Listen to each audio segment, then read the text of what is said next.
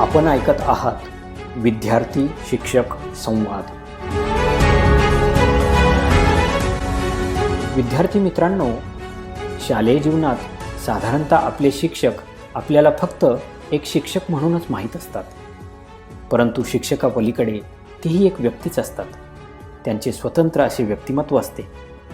इतरांसारखेच तेही अनेक अडीअडचणींचा सामना करत स्वतःच्या आयुष्यात उभे राहिलेले असतात आणि अनेक प्रकारच्या संघर्षासोबतच स्वतःला सिद्ध करत पुढे जात असतात. क्वचितच अपघाताने तर बहुतांशी ठरवून ते शिक्षक झालेले असतात. त्यामागची त्यांची भूमिका काय असते, आपले शिक्षक कुठे शिकले असतील, त्यावेळी त्यांची शाळा कशी असेल, त्यांचे शिक्षक कसे असतील, त्यावेळी त्यांचे गुरुजी अथवा बाई त्यांना शिक्षा करत असतील का, असे एक ना अनेक प्रश्न बहुतेक विद्यार्थ्यांच्या मनात असतात. परंतु शालेय जीवनात त्यांची उत्तर मिळवायची मात्र राहून जातात. पुढे शिक्षण, नोकरी, व्यवसाय, कुटुंब अशा अनेक जबाबदाऱ्या पार पाडण्यात बराच काळ जातो. आपली पुढची पिढी त्यांचे शिक्षण सुरू असताना नकळत आपल्याला आपल्या शालेय जीवनाची आठवण होते. आपली शाळा आठवते आणि आठवतात ते आपले शिक्षक. परंतु यावेळी प्रश्न मात्र वेगळे असतात. आपले शिक्षक कुठे असतील, काय करत असतील, कसे असतील. खरं तर हे सगळे प्रश्न म्हणजे केवळ एक माध्यम असतं. खरं असतं ते हे की आपल्याला आपल्या शिक्षकांची आतून खूप आठवण झालेली असते. त्यांच्या नजरेचा ओझरता का होईना पण एक स्पर्श आपल्याला हवा असतो. त्यांचा आवाज ऐकण्यासाठी आपले कान आसुसलेले असतात. मग विचार कसला करताय?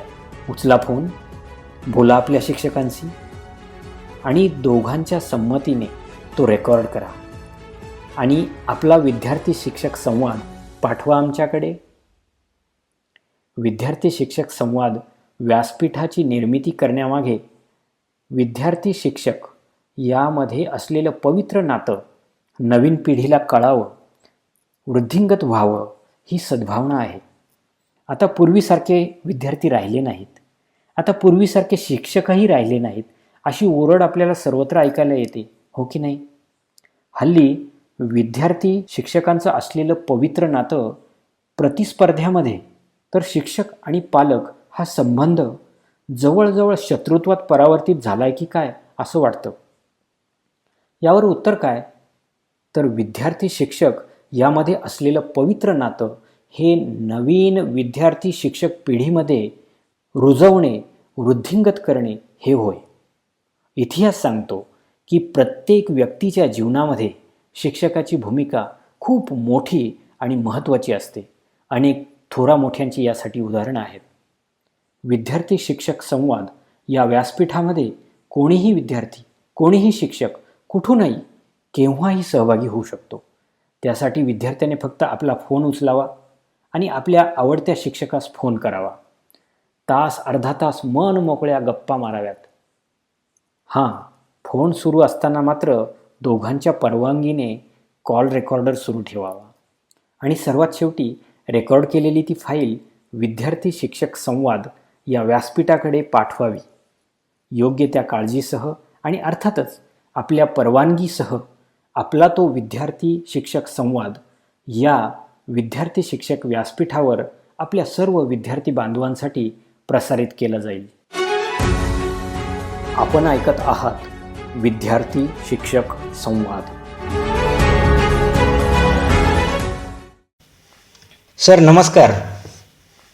नमस्कार सर, आपण साधारणतः 2008मध्ये सेवानिवृत्त झालात.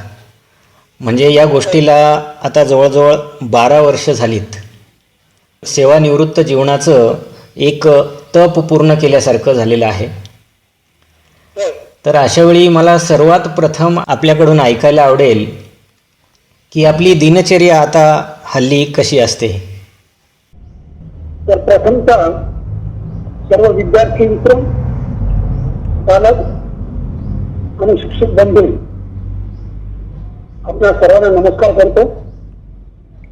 त्याचबरोबर खानदार आहेत जे माझ्या मुलाखत घेत आहात त्यांनाही नमस्कार करतो. तर माझी दिनचर्या विचारली आता सध्याची. तर मित्रांनो, असं झालं की मी निवृत्त झालो तळेगावच्या या विद्यालयाकडून 1905 साली आणि संस्थेकडून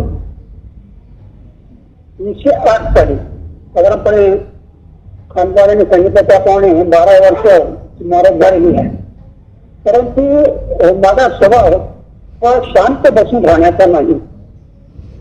जीवनामध्ये ज्ञान ही गोष्ट एवढी मोठी आहे की आयुष्य पुरत नाही आपल्याला, असं लक्षात येतं. याचं कारण असं आहे की दररोज हजारोनी पुस्तकं मार्केटमध्ये येत असतात आणि या हजारो पुस्तकांच्या पैकी आपण काही मोजक्याच पुस्तकांपर्यंत पोहोचू शकतो. त्यामुळे ज्ञान वाढवत राहणं हा फार महत्वाचा घटक माझ्या जीवनामध्ये आहे. मग त्याच अनुषंगाने मी काय केलं तर 3 वर्षापूर्वी योगशास्त्राला प्रवेश घेतला आणि योगशास्त्रामध्ये 75% गुण मिळून मी MA केलं.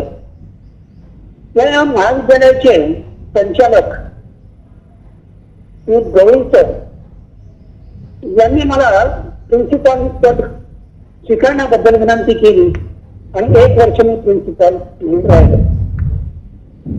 आणि नंतर आजही मी प्रोफेसर म्हणून त्या महाविद्यालयात काम करतो. तर निवृत्तीनंतर अशा तऱ्हेने मी MA केलं. त्याचबरोबर माझं लिखाणाचं काम जे ते चालू असतं, कविता विशेषतः लिहितो. आणि त्यामुळे दैनंदिन जीवनामध्ये सकाळी उठल्यानंतर काही योगासन करणं, प्राणायाम करणं, ओंकार जप करणं, हे सगळं झाल्यानंतर आपण आपल्या दैनंदिन शौच मुखमार्जन केल्यानंतर साधारणपणे सकाळी मी चहा घेत नाही. चहाच्या ऐवजी काढा घेत असतो. तो काढा घेऊन साधारणपणे मग सकाळची वेळ जी आहे ती थोडीशी वाचनामध्ये जाते आणि मग दुपारच्या जेवणानंतर मी दुपारी कधीही झोपत नाही. म्हणजे मला आठवतं की गेल्या 30-35-40 वर्षामध्ये दुपारी झोपलोच नाही, दुपारी झोपतच नाही. त्या दुपारची वेळ जी आहे ती एक तर आता मोबाईलवर विशेषतः गुगलवर बरीचशी माहिती येते. ती माहिती, नवीन नवीन माहिती शोधणं, ती पाहणं, ऐकणं हा भाग असतोच. वाचन करणं हा दुसरा भाग असतो. त्यामुळे आणि नंतर फॅमिलीच्या बरोबर वेळ घालवणं हाही महत्वाचा घटक आहे. कारण आता माझं वय 74 झालं आहे.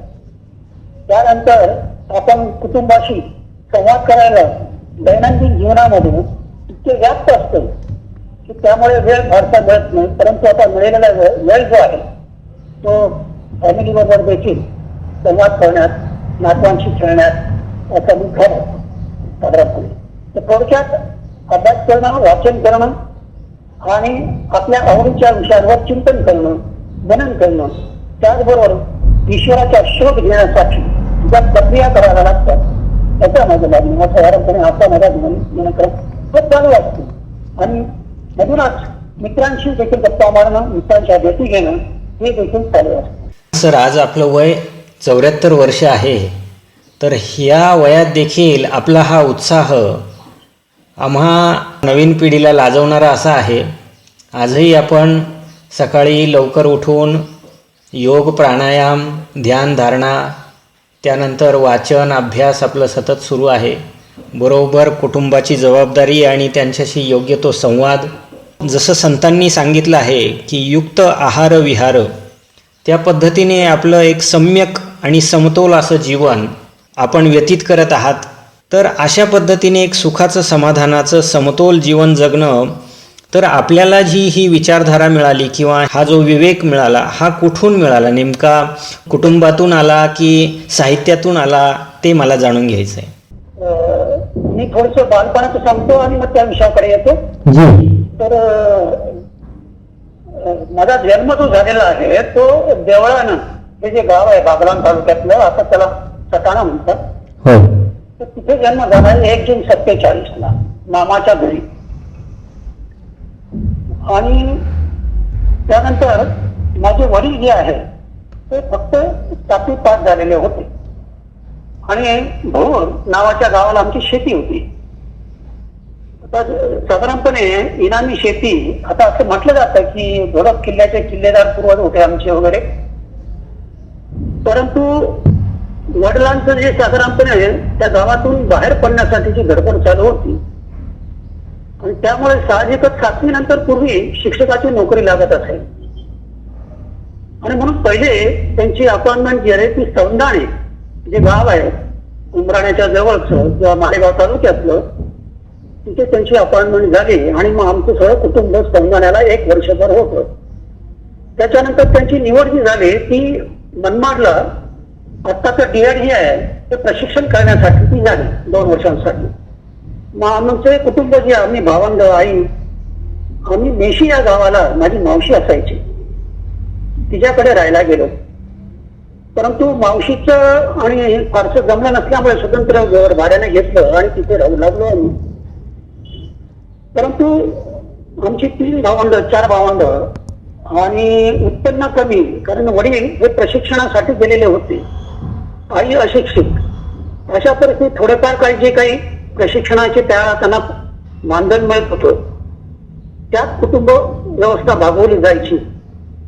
परंतु मला स्पष्ट आठवतं की मी साधारणपणे 6 वर्षाचा किंवा 5 वर्षाचा असेल, माझी आई माझ्या हातामध्ये एक छोटस पातेलं द्यायची आणि म्हणायची की तू मी घरं आहेत ती वाणी समाजाची त्या घरांकडे पाठवायची, जेणेकरून माझ्याकडे जाऊन त्या वाणी समाजाच्या ज्या बायका होत्या त्या पीठ घालायच्या, साधारणपणे पीठ द्यायच्या पातेल्यामध्ये, ते घेऊन मी घरी यायचो आणि नंतर मग आई स्वतः करत असेल काही काळ असा झाला. त्याच्यानंतर वडिलांची बदली ट्रेनिंग झाल्यानंतर मी मेहणे या गावाला झाली. मेहणे गाव म्हणजे मालेगाव तालुक्यातलं निमगावच्या जवळचं गाव आहे. तिथे माझं बालपण गेलं आणि 1ली पासून शिकायला मी सुरुवात तिथे केली. 7वी पर्यंत 8वी पर्यंत तिथे होतो. तर 8वीला त्या गावात शाळा नसल्यामुळे मला 2-3 किलोमीटर निमगावला जावं लागायचं. पण रस्त्यात एक देवीचं मंदिर होतं छोटस, मग तिथे नमस्कार करून पुढे जायचो. आणि मग वडिलांची मध्येच बदली झाली. 6 महिने बाकी होतं 8वीचं वर्ष पूर्ण करण्यासाठीच. तर वडील म्हणाले तू इथे थांब नेवण्याला, आणि ते दैवड या गावी रुजू झाले. आता मला 6 महिने काढायचे होते म्हणून 3 महिने मला एका मारवाडी कुटुंबामध्ये राहायला मिळालं. गुलाब शेठ म्हणून होते, त्यांचं किराणा मालाचं दुकान होतं. त्या किराणा मालाच्या दुकानात मी त्यांना मदत करायचो, म्हणजे वस्तू द्यायच्या किंवा गुळ पूर्वी विकलाचं जायचं तर ते गुळाचं विक्रीचं साधारणपणे दुकानाच्या बाहेर असायचं, तिथे मला बसवायचे. साधारणपणे दुकानाची खरेदी विक्रीची माहिती जी आहे ती थोडी होत होती. त्याचबरोबर पूर्वी पैशांच्या पेक्षा धान्यानेच जास्त व्यवहार होत होते, म्हणजे धान्य द्यायचं आणि धान्याच्या बदल्यात वस्तू घ्यायच्या असा विनिमय त्यावेळेला होत होता. आणि त्यामुळे मग मारवाडी भाषाही मला थोडीफार यायला लागलेली होती. पुढे 3 महिन्यानंतर पुढची 3 महिने मी गोविंद पाटील नावाचे ग्रस्त होते, त्यांचं शेत होतं गाव. त्या गावाला मोठा दरवाजा होता, दरवाजाच्या बाहेरच्या बाजूला शेती होती. तर त्या ठिकाणी त्यांच्याकडे मी राहू लागलो आणि त्यांनी मला सांगितलं तुला भीती वाटते का, तू हनुमान चालीसा वाचत जा. मग 8वीत असताना मी हनुमान चालीसा वाचायला सुरुवात केली. तर 8वीचं वर्ष झाल्यानंतर मी दैवडला वडिलांच्याकडे आलो आणि त्यांचा प्रयत्न असा होता की मला शिक्षणासाठी शहरात ठेवावं. त्यामुळे नेहमीचं, कारण तिथेही शाळा नव्हती दैवडला, आणि म्हणून त्यांनी पुणे विद्यार्थी गृह जे आहे पूर्वीचं अनाथ विद्यार्थी गृह होती, या ठिकाणी माझ्यासाठी अर्ज केला. तो अर्ज केल्यानंतर पहिल्या वर्षी माझा नंबर लागला नाही, पण नेहमीच्यासाठी मात्र माझा नंबर त्या वसतिगृहात लागला. तर वसतिगृहाचं जीवन माझं सुरू झालं नवीमध्ये. आणि वसतिगृहाच्या जीवनाचं एक मात्र झालं की स्वयंशिस्त जी आहे ती आपल्या जीवनाला लागली. म्हणजे सकाळी पहाटेला 5ला उठायचं वसतिगृहामध्ये, आंघोळ करायची, आंघोळ गार पाण्याने करायची, कोणताही ऋतू असो गार पाण्याने आंघोळ. आता तुम्हाला सांगून मजा वाटेल, तिथे विहीर होती आणि विहिरीला पंप बसवलेला होता आणि पाण्याचा झोत असा पडायचा. त्या पाण्याच्या झोतामध्ये हिवाळ्यामध्ये आंघोळ करावी लागायची. आता हिवाळ्यामध्ये फार प्रश्न यायचा, कारण पूर्वी थंडी इतकी होती. मला आठवतं की हिवाळ्यामध्ये गोदावरी नदीच्या पाण्यावर बर्फाचा बारीकसा थर यायचा. काही वेळा इतकी थंडी असायची आणि काही वेळा सुट्टी पण मिळायची शाळेला. तर अशा अवस्थेत गार पाण्याने आंघोळ करणं म्हणजे मोठी कष्टाची गोष्ट होती. पण मग आम्ही काय करायचो, आम्ही बॉलर जसा बॉलिंग करताना स्टार्ट घेतो की नाही, तस यातून बॉल टाकतो, तसं पळत यायचो आम्ही. जोता खाली उभे राहून जायचो. संपूर्ण अंग हिजलं मग काही वाटायचं नाही. अशा तऱ्हेचं जीवन सुरू झालं तिथे. स्वतःचे कपडे स्वतः जायचे, स्वतःचे टाटवाट्या स्वतः जायच्या. इतकंच नाही तर सकाळचं आमची प्रार्थना झाली की ते सूर्यनमस्कार घालावे लागायचे. सूर्यनमस्कारानंतर आम्हाला प्रत्येकाला एक भाग स्वच्छ करण्यासाठी दिलेला असायचा, बगीच्याचा किंवा ग्राउंड साफ करण्याचा. तो आम्ही स्वच्छ करत असू. तो झाल्यानंतर नाश्ता झाल्यानंतर परत अभ्यासाला बसायचो. आता हे सर्व व्यवहार बेलवर व्हायची, टोल पडायचा आणि मग अभ्यास झाला की शाळेची वेळ व्हायची. शाळेची वेळ होण्यापूर्वी मग जेवण व्हायचं. जेवण झालं की शाळेला आम्ही जायचो. शाळा त्यावेळा आम्हाला पेठे विद्यालयामध्ये घातलेलं होतं, त्यामुळे पेठे विद्यालयामध्ये मी दाखल झालो. आता गमतीचा भाग असा झाला की 8वीला ज्या शाळेत मी गेलो निमगावच्या, तिथे नवीनच शाळा सुरू झालेली होती आणि 2च वर्ग होती, 8वी आणि 9वीची. तिथे वसंतराव हिरे हे मुख्याध्यापक होते. ते ट्रेंड पण नव्हते.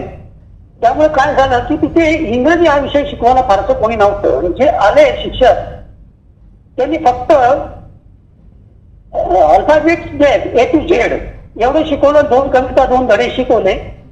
एवढंच इंग्रजी शिकवल्यामुळे मी पेठे हायस्कूलला 9वीला जेव्हा आलो त्यावेळा त्यांचं 5वी पासूनच इंग्रजी होतं त्या मुलांचं. त्यामुळे मी डायरेक्ट 9वीला इंग्रजीचे पुस्तकं माझ्या हातात जेव्हा मिळाली, माझी फार पंचायत झाली आणि इंग्रजी हा विषय माझा कायम करता राहिला. याचं कारण मला बाहेर क्लास लावा परवानगी नव्हती, कारण वसतिगृहाचे व्यवस्थापक सांगायचे की क्लास हे लक्झरियस आहे, क्लास हे श्रीमंतांचं लक्षण आहे, क्लास तुला लावता येणार नाही. त्यामुळे वर्ग मला मोफत शिकवायला सर तयार होते, तरीही मला क्लास लावू दिला नाही.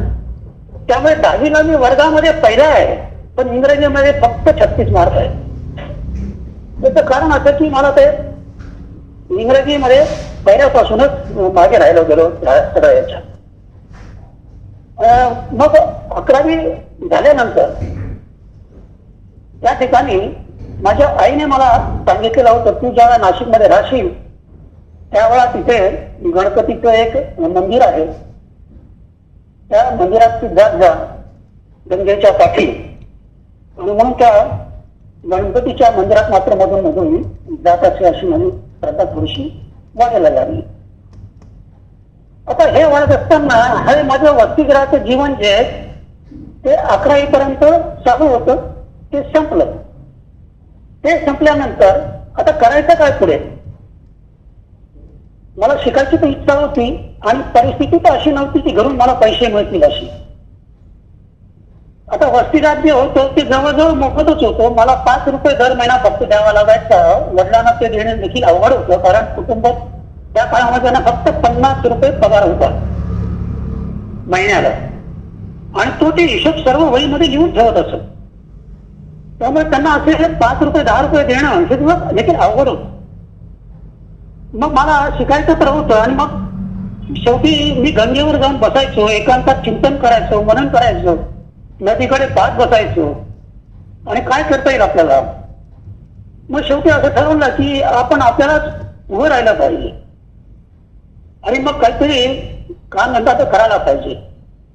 मग असा एक विचार आला की माझे चुलते नाशिकमध्ये टेलरिंग करणारे होते, तर त्यांच्याकडे मी गेलो आणि PD आणि FY ही 2 वर्ष जी आहे ती त्यांच्याकडे मी राहिलो म्हणजे मोफत आलो नाही. त्यांचा टेलरिंगचा व्यवसाय होता, रेडीमेड कपडे ते शिवायचे, 2 मशीन होते. मग एका मशीनवर मला तरी शिकवलं, त्यामुळे रेडीमेड कपडे मी शिवत असे. म्हणजे फ्रॉक एकदा मी जर मशीनला लावला तो पूर्ण होईपर्यंत दोरा तुटत नसे इथपर्यंत मी त्याचाच एक्सपर्ट झालो होतो सगळ्या याच्यात. म्हणजे त्यांना हातभार लागावा, मदत व्हावी माझ्याकडून, म्हणून ते काम मी करत असे. आणि आश्चर्याची गोष्ट अशी होती की त्याच वेळा माझ्या काकू होत्या, त्या DED ला गेलेल्या होत्या शिक्षणासाठी, जात असत. त्यांचं सकाळचं DED होतं आणि मला कॉलेजला तर सकाळी जावं लागायचं जेवण करून. जेवण करून खाणार तर मीच स्वयंपाक माझा करून घ्यायचो. म्हणजे बाकीचं कोणी असेल करून घ्यायचं, भाजी असेल नसेल, पाण्याची फोडणी असेल, काय जे असेल अशा पद्धतीने मी कधी कधी उपाशी द्यायचे. असा कॉलेजला निघायचो. 2 वर्ष मी त्यांच्याकडे काढली आणि मग परत पुणे विद्यार्थीगृहाकडे मला जाण्याची इच्छा निर्माण झाली, अनाथ विद्यार्थीगृहात. मग त्याचं असं झालं की अनाथ विद्यार्थीगृहाला ट्रस्ट नाशिकचे जे आहेत त्यांनी 1000ची देणगी दिली आणि ती देणगी देताना त्यांनी असं म्हटलं होतं की आम्ही 4 विद्यार्थी पाठवू, ते तुम्हाला घ्यावे लागते. तर व्यवस्थापनाने त्याला मंजुरी दिली होती. मला हे माहीत झालेलं होतं. ते कोलटकर नावाचे जे ग्रस्त होते त्या ट्रस्टचे, तर त्यांचे आणि सोहनी सर मला शिकवायला होते, त्यांचे संबंध फार चांगले होते. तर सोहनी सरांच्याकडे मी गेलो आणि सरांना सांगितलं की मला शिक्षण घ्यायचं आहे आणि असं कोलटकरांच्याकडे त्यांनी देणगी दिली असल्यामुळे त्यांची अट आहे, त्या अटीत जर मी बसलो तर मला संस्थेत प्रवेश मिळू शकेल आणि परत माझं शिक्षण चालू होऊ शकेल. तर सोहनी सर माझ्याबरोबर त्या कोलटकरांच्या घरी आले आणि त्यांनी कोलटकरांना सांगितलं की असं असं तुम्ही देणगी दिलेली आहे आणि तुमचा एक विद्यार्थी हा जर तुम्ही देऊ शकलात तर त्याचं शिक्षण होईल. तर त्याप्रमाणे कोलटकरांनी पत्र दिलं मला. त्या संस्थेच्या मुख्यालयात म्हणजे पुण्याला पाठवलं गेलं आणि मग मला प्रवेश मिळाला परत पुणे विद्यार्थीगृहात. कारण त्यावेळा फक्त हायस्कूलचे विद्यार्थी संस्थेत असायचे, कॉलेजचे विद्यार्थी राहत नव्हते. पण माझ्यापासून कॉलेजचा एक विद्यार्थी वसतिगृहात राहू लागला. त्या कॉलेजच्या 2 वर्षाच्या SY आणि TYच्या काळाचा जो संस्कार आहे, मगाशी खानबानेंनी जो प्रश्न विचारला त्याच्याशी रिलेटेड आता हे उत्तर आहे. या 2 वर्षाच्या कालावधीमध्ये कॉलेजच्या जीवनामध्ये वैचारिक पातळी जी आहे ती वाढलेली होती आणि माझ्याकडे काम असं दिलेलं होतं की भगवद्गीतेच्या वर डॉक्टर दश्री खैर संस्थेचे पहिले कार्याध्यक्ष आणि चेअरमन यांनी भगवद्गीतेवर खूप चिंतन करून पुस्तकं लिहिली. जवळजवळ 20 पुस्तकं आहेत त्यांची आणि ते महाराष्ट्रभर व्याख्यानं पण द्यायची. तर त्यांचं गीतेतले मुख्य विचार नावाचं 52 विचारांचं पुस्तक आहे. म्हणजे 52 श्लोक महत्वाचे, त्याच्यावर त्याचं विवरण आहे. तर मला प्रत्येक श्लोक जो आहे प्रत्येक दिवशी हा विद्यार्थ्यांचा पुढे कॉलेजचा विद्यार्थी म्हणून मी सांगत असे. साधारणपणे 50 विद्यार्थी होते वसतिगृहामध्ये. ते सांगताना त्या श्लोकावर त्याच्या विवरणावर मला चिंतन करावं लागायचं की सांगायचं म्हणजे पहिले तुला कळलं पाहिजे. आणि ते कळण्यासाठी मी खूप चिंतन करायचो, विचार करायची काय सांगितलेलं आहे. आणि मग ते सांगण्यापूर्वी पूर्ण समजल्यानंतर मी सांगत असे. त्याचा इतका उत्तम परिणाम माझ्या जीवनावर झाला की ते 52 विचार जे आहेत ते भगवद्गीतेचे अतिशय महत्वाचे विचार किंवा भगवद्गीतेची जी महत्वाची थॉट्स आहेत किंवा विचार आहेत ते माझ्यामध्ये नकळतपणे उतरत गेले आणि त्यामुळे चिंतनशीलता जी आहे ती वाढत गेली. त्याला दुसरं एक कारण असं झालं की ईश्वर आहे की नाही या संबंधी हा प्रत्येकाला प्रश्न पडतो. मलाही प्रश्न पडला विचार करता करता. आणि मी ज्या वसतिगृहात होतो तिथे केशव महाराजांचं मठ आहे, त्या मठातच आमची राहण्याची व्यवस्था होती. तर केशव महाराज एक सिद्ध पुरुष होऊन गेले, त्यांची समाधी आहे. तर असं मी ऐकलं होतं की समाधी जागृत आहे. तर माझ्या एका मित्राला असा आवाज आला रात्री, तो चप्पल घालून त्या मठातून गेला. कारण माजलाच काय तू, तुला सारी गोष्ट कळत नाही, चप्पल काढून चला वगैरे असा आवाज आल्यामुळे त्याला सर्दी झाला तो. आणि दुसऱ्या दिवसापासून त्या मठात तो वावरताना चप्पल काढून वावरत असे. आता या गोष्टी आम्हाला कळलेल्या होत्या. परंतु एकदा असतात आम्ही कॉलेजच्या दोघांनी मित्रांनी प्लॅनचेट करायचं म्हणून एक, आपण याच्यावर श्रद्धा ठेवायची का नाही ठेवायची हा वेगळा आहे, हा कदाचित अभ्यासाचा विषय असू शकतो. परंतु हा माझ्या अनुभवाचा भाग असल्यामुळे मी सांगतो. प्लॅनचेट मध्ये एक प्रश्न जर विचारला तर त्याला काही उत्तरे मिळत असतात.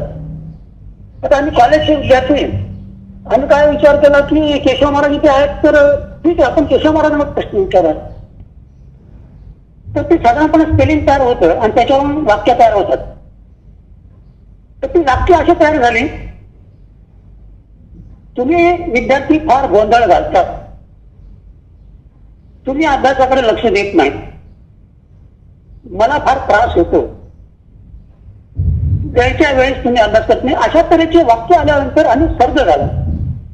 सर्द अशासाठी झालो की अशी या वाक्यांचा विचार आम्ही कधी केलाच नव्हता ना, आम्ही आमच्यासाठी कशी अशी वाक्य बनवू. आणि थोडीशी श्रद्धा जी आहे ती त्यामुळे वाढीला लागली आणि त्याचा शोध जो आहे तो घ्यायला लागला. तर ही चिंता कुठून सुरू झाली, तर या वसतिगृहाच्या जीवनापासून, महाविद्यालयाच्या जीवनापासून सुरू झाली असं म्हणता येईल. शिक्षणाबद्दल बोलत असताना आपण सांगितलं की प्राथमिक, माध्यमिक, महाविद्यालयीन शिक्षण अशा पद्धतीने स्वकष्टाने आपण घेतलं. तर यामध्ये काही विशेष आपले जे गुरुजन आहेत त्यांच्या काही आठवणी आहेत का? आपण एक दोन नावं घेतलीत की सोहनी सर असतील किंवा कोल्हटकर सर, ज्यांची आपल्यावरती एक प्रकारे छाप किंवा ठसा उमटला असं म्हणता येईल, प्रभाव राहिला.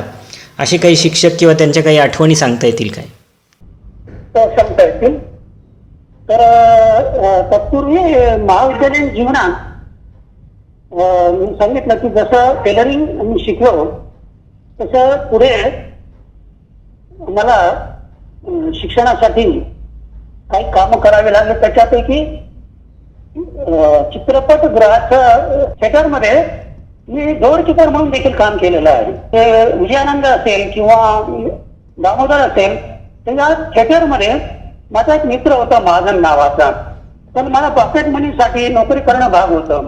आणि म्हणून मग त्याला मी म्हणालो की बाबा असं मला कामाची जरूर आहे. तर तो म्हणाला चल. ती त्यावेळेच्या मॅनेजरची गाठ घालून दिली आणि मला डोअर किपरची नोकरी मिळाली. डोअर किपर आता तर मला माहिती आहे की डोअर किपर असताना दरवाजावर उभं राहावं लागतं तिकीट फाडून, बाकीच्यांना आत सोडावं लागतं. माझ्या वर्गातली मुलं यायची, मुली पण यायच्या. परंतु शेवटी हे काम जे आहे, श्रम हे कुठल्याही कमी दर्जाचे नसतात. आपल्या परिस्थितीप्रमाणे आपण श्रम करायलाच पाहिजे. त्याचप्रमाणे मी मेडिकल स्टोअर्स मध्ये देखील काम केलंय सेल्समन म्हणून.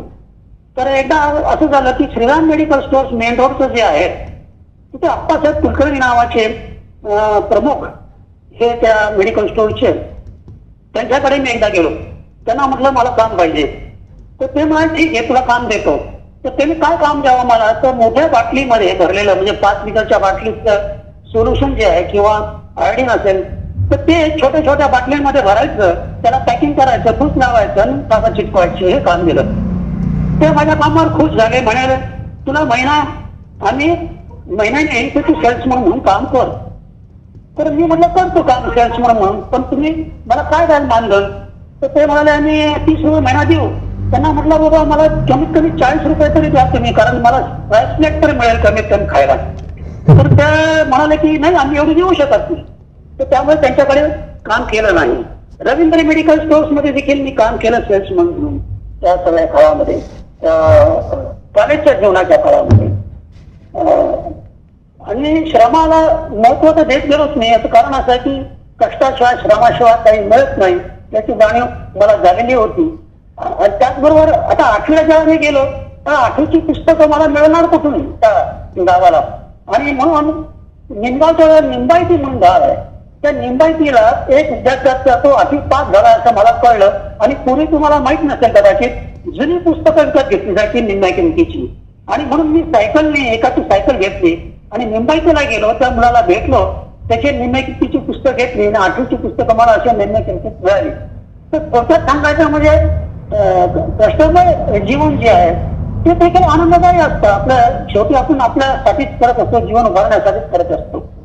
तर मगाशी प्रश्न असा विचारला होता की जीवनामध्ये काही शिक्षक भेटलेत का की ज्यांचा ठसा आपल्या जीवनावर तो निश्चितपणे भेटले. मी म्हणजे प्राथमिक शाळेत होतो त्यावेळेला साधारण 5वी-6वीत असेल. तर 5वी-6वीत असताना जगन्नाथ पाटील नावाचे गुरुजी दाभाडीचे हे मला शिकायला होते. तर त्यांचा संस्कार म्हणजे असं झाला की ते उत्तम अक्षर होतं त्यांचं. ते फळ्यावर जेव्हा शब्द द्यायचे तेव्हा त्यांचं अक्षर पाहून खूप छान वाटायचं, मजा वाटायची आणि त्यांच्यासारखं अक्षर मला काढता येईल का असं म्हणून मला वाटायचं. आणि तसा काढण्याचा मी प्रयत्न केला आणि माझं अक्षर बऱ्यापैकी झालं. त्यामुळे तो आयुष्यभरचा मला निश्चितपणे संस्कार माझ्या जीवनावर झाला प्राथमिक शाळेत असतानाच. आणि मग मी त्यांच्या शेवटच्या जीवनाच्या काळात मी त्यांना भेटायलाही गेलो. ते हॉस्पिटलमध्ये होते, परंतु त्यांची पत्नी जे आहेत त्यांनी मला ओळखलं की गुरुजींचा मुलगा म्हणून. मी त्यांना म्हणालो की बा गुरुजींनी त्या अक्षरामुळे मला कायमच्या लक्षात राहिले, ते शिकवायचे पण छान आणि त्यामुळे एक प्रकारचं ऋण व्यक्त करण्यासाठी मी त्यांना भेटलं. दुसरं महाविद्यालयीन जीवनामध्ये 2-3 सरांचा माझ्या जीवनावर परिणाम झाला. एक म्हणजे गोविलकर म्हणून सर होते. ते गोविलकर राष्ट्रसेवा संघाचे होते, म्हणजे RSSचे होते. ते प्रांत प्रमुख वगैरे होते, परंतु हिंदी विषय शिकवायचे. तर त्याचा मला संबंध कसा आला, खरं म्हणजे भांडणातून आला. म्हणजे कॉलेजचं मॅगझिन निघायचं आणि SYT वर असताना मी कविता लिहायला लागलेलो होतो SY ला असताना. तर एक नोटीस पाहिली की कॉलेजचं मॅगझिन जे आहे ते आपण करणार आहोत कॉलेजच्या तर्फे आणि हे विद्यार्थी संपादक म्हणून काम करतील. हे विद्यार्थी म्हणजे दुसरी 2 नाव होती. मला असं वाटलं की माझं नाव का नाही, मी तर चांगलं लिहितो वगैरे. आणि म्हणून मी सरांना भेटायला गेलो, गोविलकर सरांना. त्यांना म्हटलं की वा असं असं मॅगझिन आहे कॉलेजचं निघणार आहे आणि मला काम करण्याची इच्छा होती, पण आपण नोटीस बोर्डवर आपली नावं लिहिलेली आहेत. ते इतके शांतपणे म्हणाले तर तुला काम करायचं का. मला हो उद्यापासून सुरू कर. मी इतकं शांतपणे सांगितलं की ठीक आहे तुला करायचं तर कर ना. आणि मी मग संपादक विद्यार्थी म्हणून मला त्यांनी समाविष्ट करून घेतला.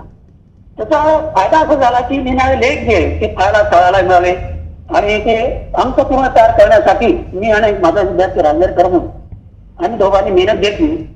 त्या अंकाला विद्यापीठाचा पुरस्कार मिळाला, त्या विशेष अंकाला म्हणजे मॅगझिनला. इतका चांगला अंक तो त्यावेळेला मी काढला. तर त्या साहित्याचा संस्कार जो आहे ना तिथपासून सुरू झाला आणि त्या सरांचे माझ्या जीवनावर जे आहे ते अशा तऱ्हेचे संस्कार झाले. दुसरं माझे मग संबंध त्यांच्याशी खूप चांगले झाले. ते स्वतः लेखक होते, ते स्वतः कवी होते. त्यांनी श्रीकृष्णाच्या जीवनावर कादंबरी लिहिली, आणखी काही पुस्तकं लिहिली.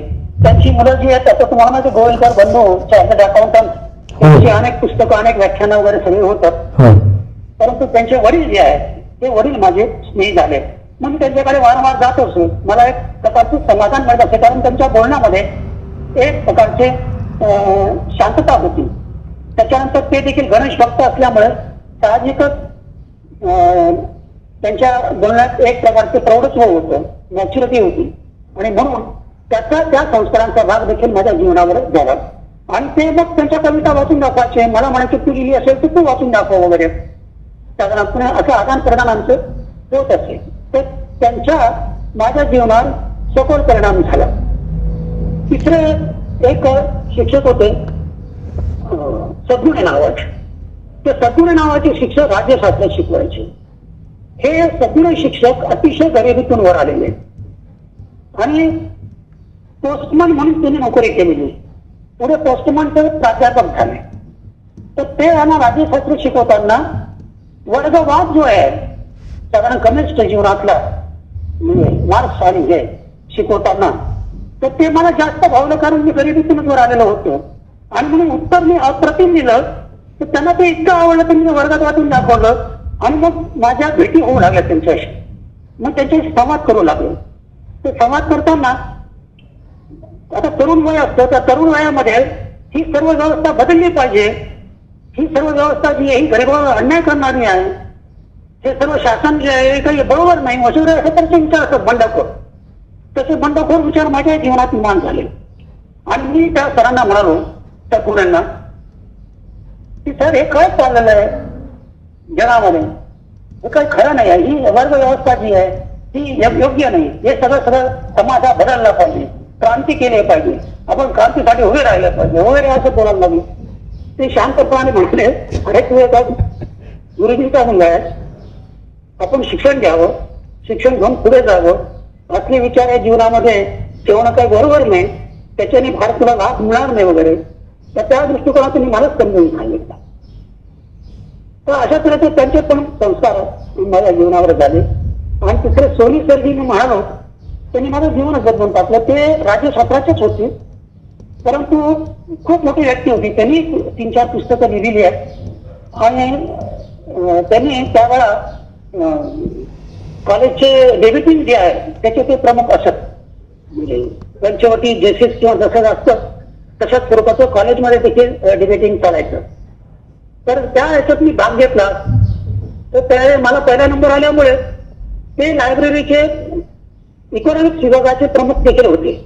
मला त्यांनी मग त्यांची चावी जी आहे पुस्तकांच्या कपाटाची ती मला दिली. म्हणाले तुला कुठलंही पुस्तक जेव्हाही वाचायचं असेल तर ही चावी तिच्याजवळ राहू दे. आणि ती चावी दिल्यानंतर मी ती परत ते त्यांना याचं कारण असं की मला कॉलेजमध्ये जास्त काळ राहता येत नव्हतं. मी स्टडी रूम मध्ये बसू शकत नव्हतो, कारण तेवढा मला वेळ नव्हता. मला कामं करावी लागायची, पार्ट टाइम नोकरी करावी लागायची. त्यामुळे ग्रंथालयात मला वेळ घालू शकत नव्हतो आणि पुस्तकांसाठी देखील फारसा वेळ नव्हता मला वाचायला. त्यामुळे जेवढं वाचत गेलं तेवढ्यावरच मी माझं समाधान म्हणून पुढे गेलो. तर या योजनांचा माझ्या जीवनात खूप मोठा परिणाम निश्चितपणे झालेला आहे, महाविद्यालयीन जीवनामध्ये आणि प्राथमिक जीवनामध्ये. निश्चित ही सर्व नावं जी आपण सांगितलीत, म्हणजे राज्यशास्त्राचे सोहनी सर असतील किंवा गोविलकर सर घ्या, जगन्नाथ पाटील सर घ्या किंवा सगुणे सर, हे सर्व साहित्यात वावरणारी मंडळी होती. हो, आणखी एक नाव आहे वसंत कानेटकर. आम्हाला मराठीला शिकायला होते आणि वसंत कानेटकर जे आहे ते नाटककार आपल्या सर्वांना माहिती आहे. आणि ते उत्तम नाटक लिहित असताना काही वेळा आम्हाला ते त्यातला प्रवेश कसा लिहिला याच्या संबंधीची माहिती सांगायची. ते असे एक महाराष्ट्रातील नाटककार होते की दररोज त्यांना मानधन पोटातून मिळायचं. त्या काळात त्यांची नाटकं जी आहेत महाराष्ट्रभर व्हायची. त्यामुळे ते लिखाणाचे संस्कार जे आहेत ना थोडेफार ते त्यांच्यामुळे झाले. दुसरे नायगावकर आणि जयवंत देशमुख नावाचे 2 प्राध्यापक होते. ते डायरेक्ट आम्हाला शिकायला नव्हते, परंतु हे दोघेही लेखक होते, कथा लेखक होते. आणि पुणे विद्यापीठाचा युवक महोत्सव जेव्हा झाला तो नाशिकला झाला. पुणे विद्यापीठ म्हणजे आता सावित्रीबाई विद्यापीठ जे आहे ते सावित्रीबाई फुले विद्यापीठ, ते दरवर्षी युवकांसाठी, युवकांच्या कलांसाठी युवक महोत्सव भरवतात. तर त्या वर्षी म्हणजे साधारणपणे 71 साली नाशिकला युवक महोत्सव झाला. मग त्यावेळेला निनाव्या स्पर्धा होतात युवकांच्या, म्हणजे कॉलेजच्या विद्यार्थ्यांच्या. म्हणजे रेसलिंग असेल, चित्रकला असेल, रांगोळी प्रदर्शन असेल, काव्य वाचन असेल. तर मी काव्य वाचनाच्या स्पर्धेत भाग घेतला आणि पुणे विद्यापीठात मला 2रा क्रमांक काव्य वाचनाच्या मला मिळाला. त्यामुळे साहजिकच माझं काव्य वाचन लिखाणाकडे लक्ष झालं आणि या सरांच्यामुळे, या लोकांच्यामुळे त्याचे संस्कार देखील माझ्यावर लिखाणाचे झाले. निश्चित यातून जो साहित्य संस्कार आपल्याला मिळाला आणि पुढे आपली साहित्यामध्ये वाटचाल सुरू झाली, त्याची मुहूर्तमेढ इथे महाविद्यालयीन जीवनामध्ये रोवली गेली आहे. हेच इथे अधोरेखित होतं आहे. असा मराठी माणूस नाही की ज्यांना कानेटकरांचं नाव माहीत नाही, असे शिक्षक तुम्हाला लाभले.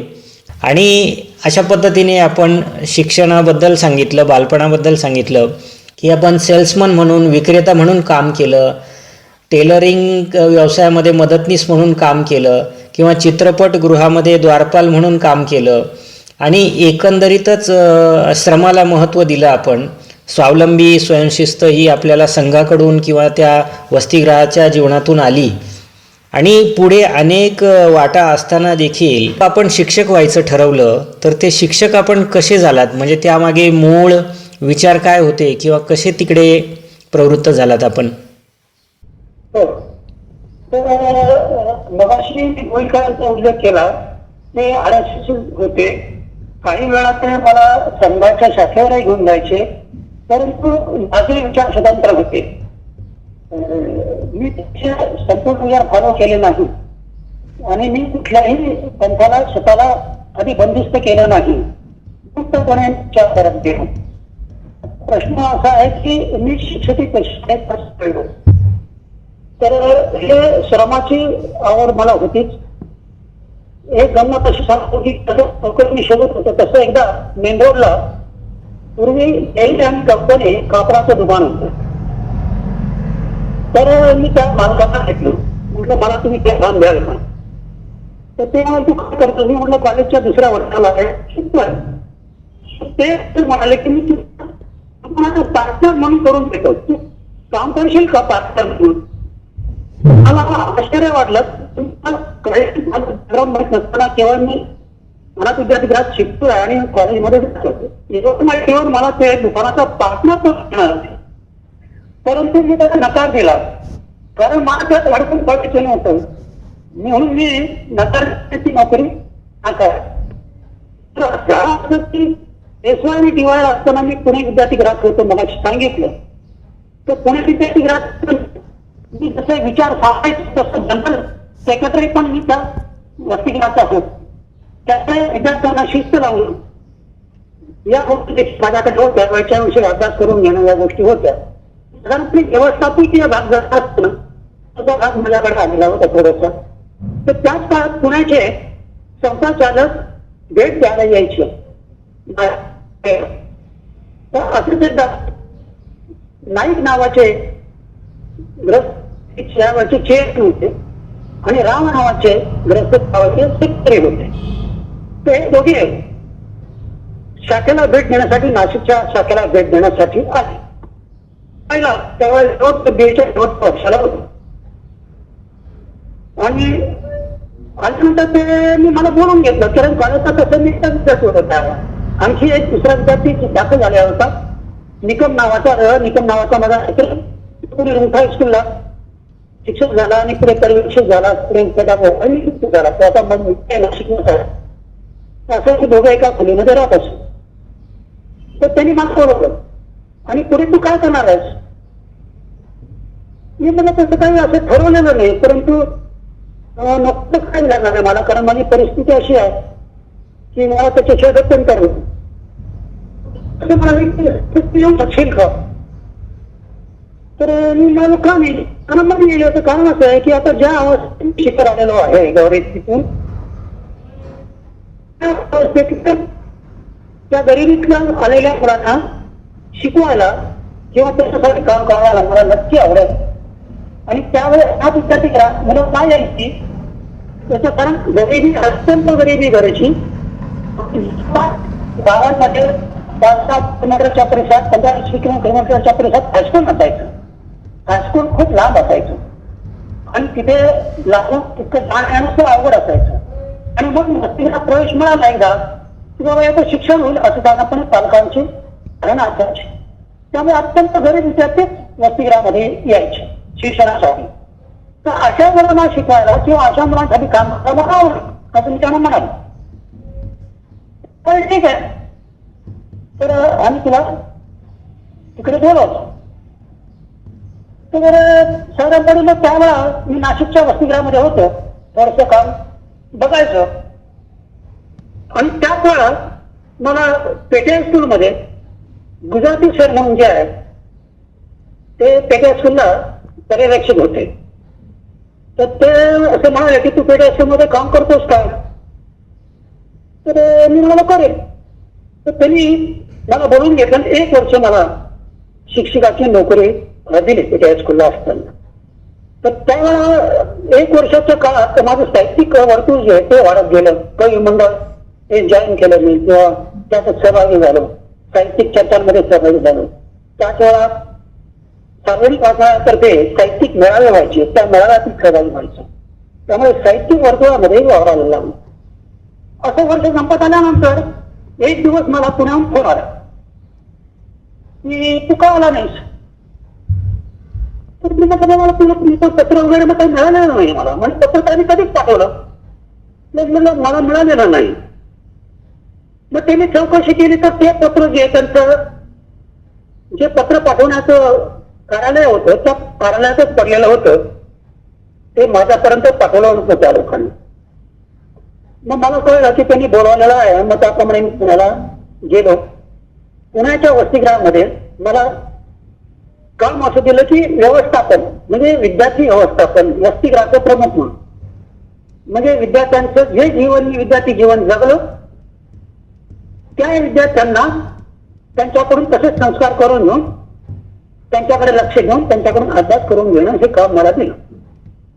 आणि कोठी सांभाळण्याचं काम दिलं. कोठी म्हणजे जेवणासाठी जे धान्य तिथं लागतात वगैरे ते सगळं खरेदी करणं आणि ते त्याचं नियोजन करणं आणि ते विद्यार्थ्यांपर्यंत स्वयंपाकाच्या रूपात पोहोचवणं वगैरे. आणि त्याच वेळा पुण्याचं महाराष्ट्र विद्यालय जे ते प्रयोगशील शाळा होती. म्हणजे डॉक्टर खैरांनी सुरू केलेली निराळ्या प्रकारची प्रयोग शाळेमध्ये. काय प्रयोगशाळा का म्हणतो, कारण त्याला टेक्निकल स्कूल जे आहे ते महाराष्ट्रातलं पहिलं टेक्निकल स्कूल म्हणजे औद्योगिक पाया जो आहे विद्यार्थ्यांचा त्या शाळेमध्ये घातला गेला. म्हणजे अकॅडमिक शिक्षण जे पुस्तकी शिक्षणाबरोबरच तांत्रिक शिक्षण जे आहे, लेथवर उभं राहणं म्हणा किंवा वेल्डिंग म्हणा किंवा इतर जी कामं जे सुतारकाम म्हणा, ही कामं देखील करता यावी मुलांना अशा स्वरूपाचं यांत्रिक शाळा जी आहे ती त्याला जोडलेली होती. तर त्या विद्यालयामध्ये मला पार्ट टाइम शिक्षकाची नोकरी पण करावी लागली. ती पार्ट टाइम नोकरी करता करता विद्यार्थ्यांमध्ये मी रमायला लागलो आणि मला असं वाटलं की हे सहसा चैतन्य नाही, यांना किती द्यावं किती देऊ नये अशा स्वरूपाची निरागस मुलं आलेली असतात. त्या निरागस मुलांच्यासाठी आपल्याला काम करणं खूप छान वाटतं, आनंद वाटतो. आणि मग मी तिथे साधारणपणे रमलो. मग त्यांनी मला संस्था चालक म्हणून घेतलं संस्थेवर. संस्थेवर घेतल्यानंतर मी 6 वर्ष साधारणपणे पार्ट टाइम काम केलं. तर 6 वर्ष पार्ट टाइम केलं. अतिशय उत्तम शिक्षक म्हणून मी काम केलं, कारण त्यावेळेला मी स्वस्त बसलो नाही.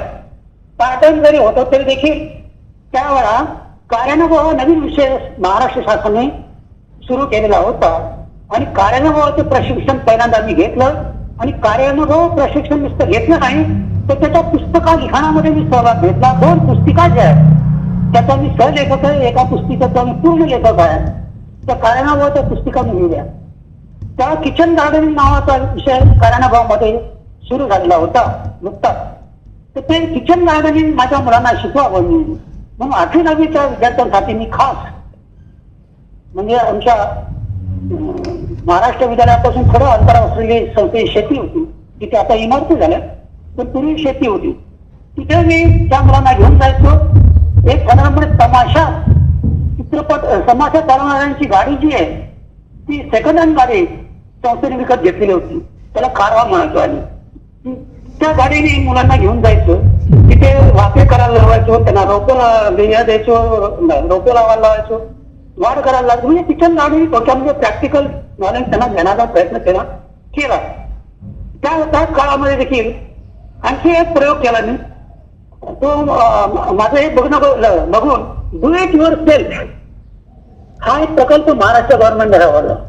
म्हणजे तुम्ही पुस्तिका वाचायची, पुस्तिका वाचून त्याप्रमाणे कृती करायची. आणि त्याप्रमाणे उदाहरणार्थ आता मी एक विषय घेतला होता की बांबूपासून जाव पात तयार करणे. आता मग त्याची पुस्तकं तयार करायचं वर्कशॉप घेतलं लोणावळ्याला. त्या वर्कशॉपला आम्ही गेलो तर निरनिराळे विषय निरनिराळ्या लोकांना दिलेले होते. मला एक विषय दिलेला होता. मग तो बांबू निवडायचा कसा, तो कापायचा कसा, त्याला पॉलिशिंग कसं करायचं, तर मग फुलं ठेवायची कशी, मग तो फ्लॉवर कसा होऊ शकतो, हे सगळं लिहायचं. त्याची पुस्तिका तयार करायची. जसं मी कार्यानुभवाचं सांगितलं ना, त्याच्यामध्ये सायकल रिपेरिंगची पूर्ण पुस्तिका मी लिहिली. आणि सुलभ कृषी कार्य नवीची पुस्तिका जी आहे त्याच्यात देखील मला सहभाग आहे कार्यानुभवाच्या ह्याच्यात. अशा तऱ्हेच्या 70-80 पुस्तिका तयार केल्या त्या डू इट युअर सेल्फ. आता ही पाश्चात्य कल्पना आहे खरं म्हणजे, तर ती आपल्याकडे आली, पुढे फारशी ती राबवली गेली नाही. राबवली गेली असते तर मुलांना कदाचित फायदा झाला असता, पण पुढे ती राबवली गेलेली नाही.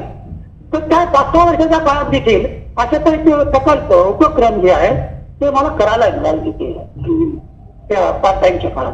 तर 6 वर्ष मी पार्ट टाइम होतो, साधारणपणे 77 पर्यंत मी पाहिजे, 1977 पर्यंत. त्यामुळे माझा वरील शिक्षक, माझे चुलते शिक्षक, माझे सासरे शिक्षक, माझ्या सासू शिक्षिका, नंतर माझी झालेली पत्नी शिक्षिका, त्यामुळे सिद्धांत तुमचे आहे ना ते पहिल्यापासून घरामध्ये असल्यामुळे म्हणा आणि माझा संपर्क प्रत्यक्ष विद्यार्थी चैतन्याशी आलेला असल्यामुळे म्हणा मला खूप त्यातली आवड जी आहे ती निर्माण झाली. आणि मी शिक्षकांनाही तसं सांगत गेलो, पुढे तो भाग मी येईलच तसा. तर अशा तऱ्हेचं शिक्षण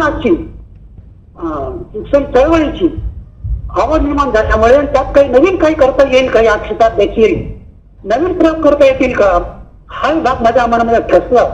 आणि म्हणून मी उद्युक्त झालो या शिक्षण प्रक्रियेकडे किंवा शिक्षक म्हणून होण्यासाठी. संधीची वाट न बघता ती संधी तुम्ही शोधलीत, निर्माण केली, किंवा गरीब विद्यार्थ्यांसाठी मला काहीतरी करायची भावना आहे, इच्छा आहे, ही इच्छा प्रकट केली, त्यातून तुम्ही नवीन संधी पुन्हा निर्माण केली किंवा शोधली आणि नाविन्याचा शोध आपण सतत घेत राहिला. त्यातूनच कार्यानुभव सारखं प्रशिक्षण म्हणा किंवा डू इट युअर सेल्फ सारखे जे प्रयोग आहेत ते उभे राहिलेत.